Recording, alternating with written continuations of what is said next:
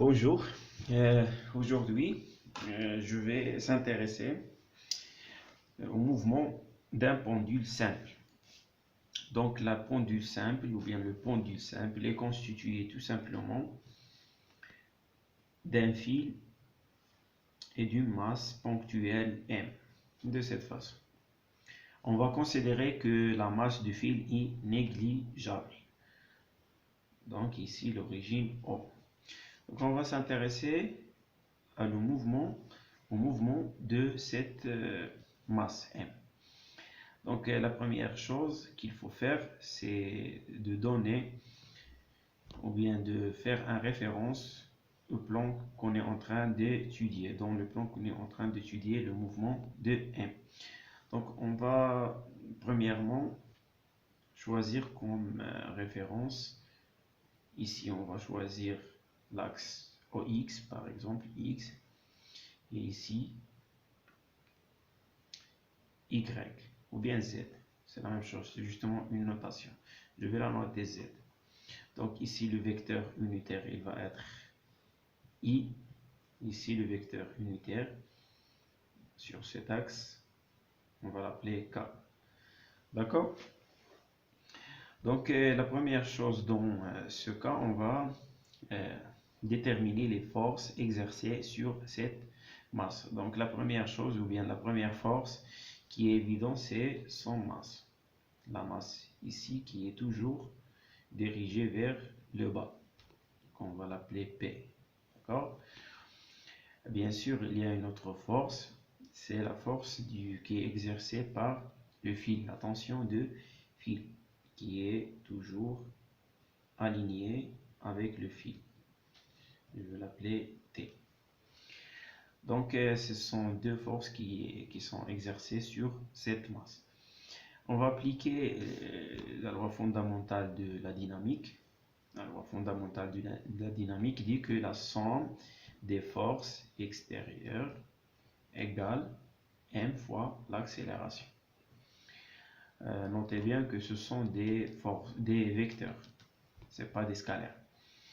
Donc la première chose, c'est de déterminer P ou bien les composantes P sur cette base et les composantes T sur cette base.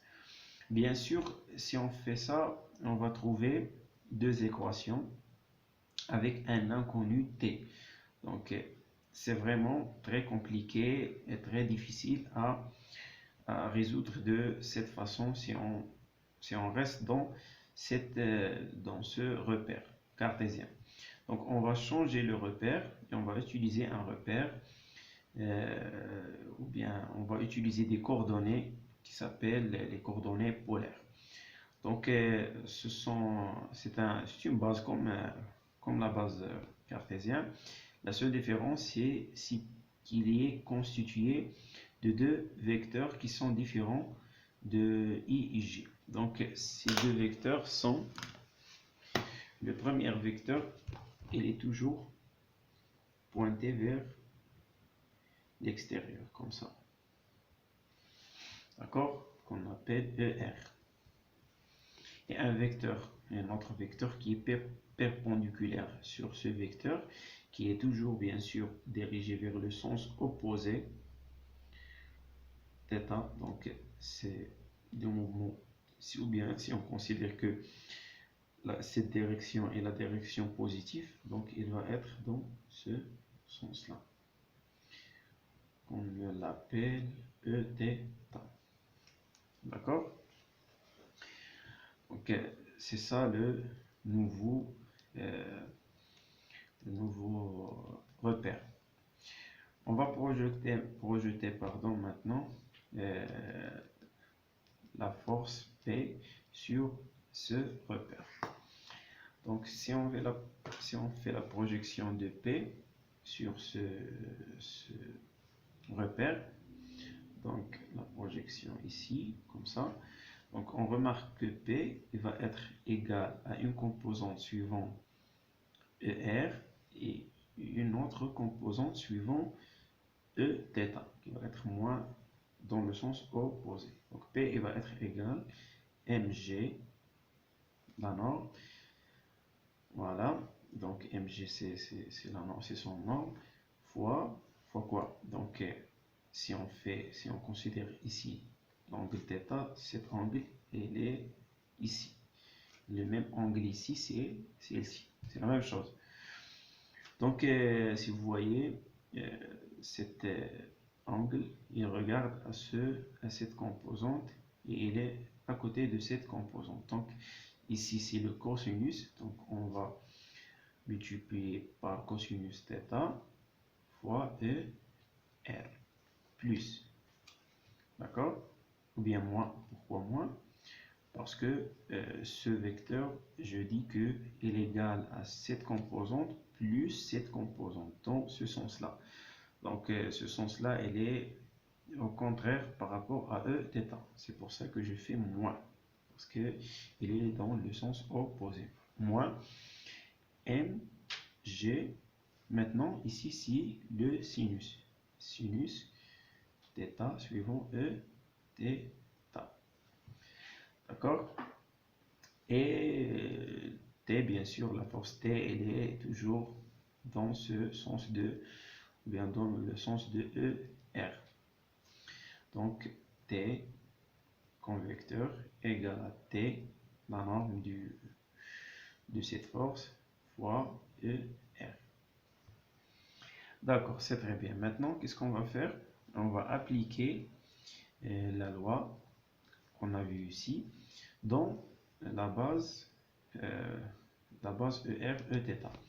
Donc, comment on va faire ça? C'est que la composante suivant Eθ, elle va être égale à l'accélération suivant Eθ, et de la même façon, suivant ER, la même chose pour l'accélération suivant ER. Donc, comment on va faire ça? On va commencer par l'accélération suivant ER.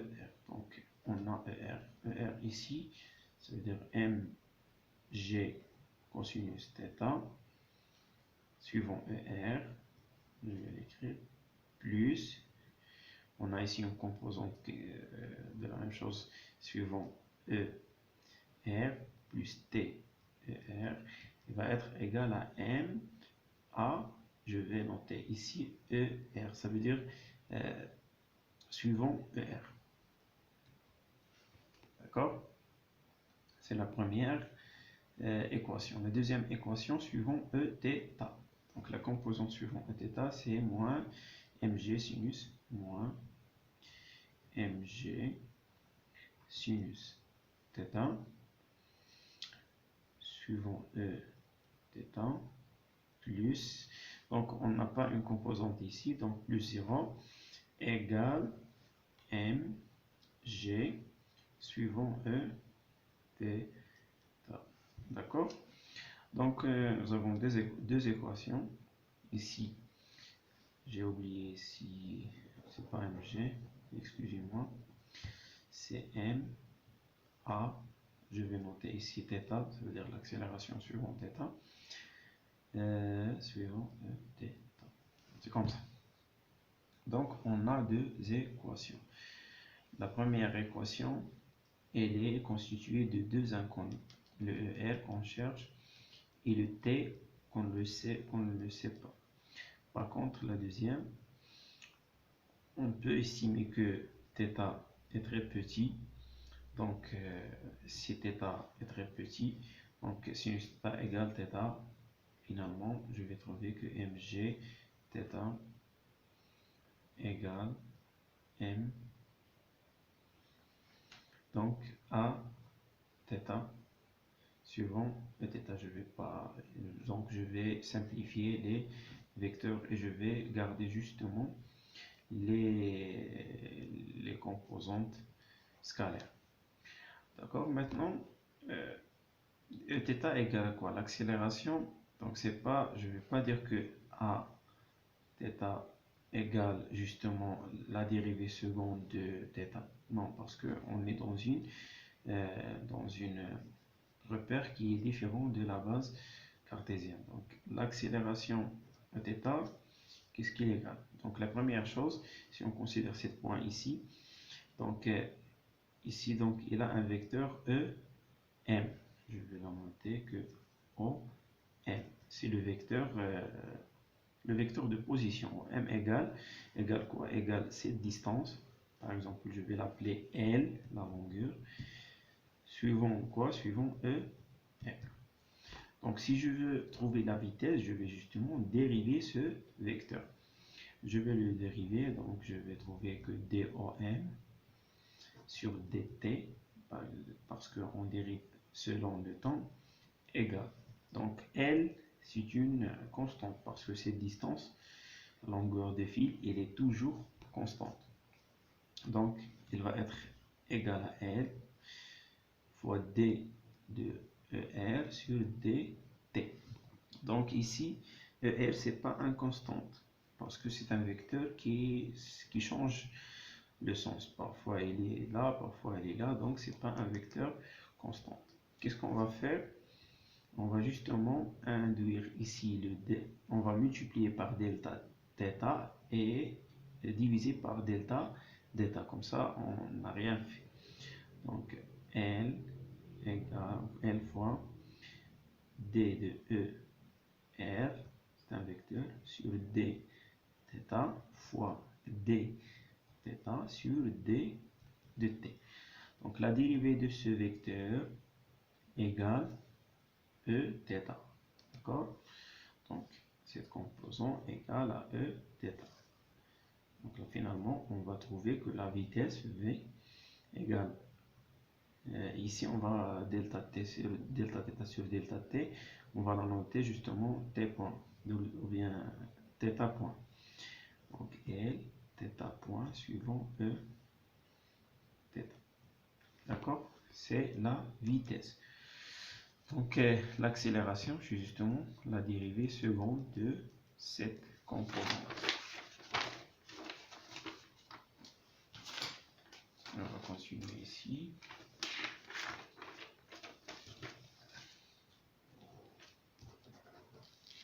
Donc, nous avons ici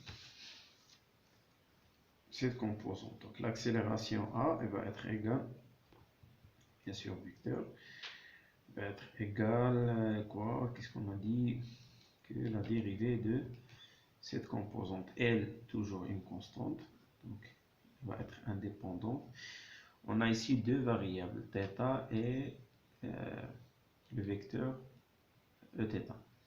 Donc on va dériver ça et multiplier par ça, et dans un autre moment on va faire le contraire. Donc θ point, ou bien deux points suivants Eθ plus L θ point suivant quoi? Suivant delta E θ sur D de T.